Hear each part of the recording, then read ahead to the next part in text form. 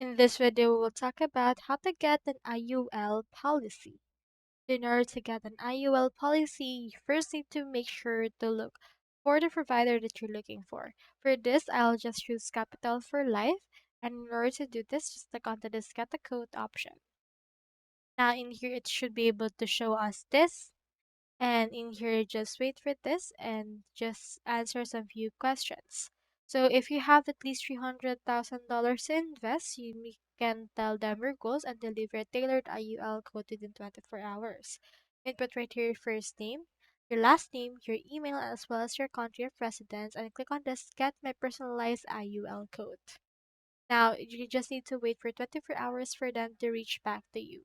Now you can also head over and then do some from Prudential Financial. So you can head over and then go to prudential.com, then click on Have Us Contact You option. Now it's actually the same thing as getting a code.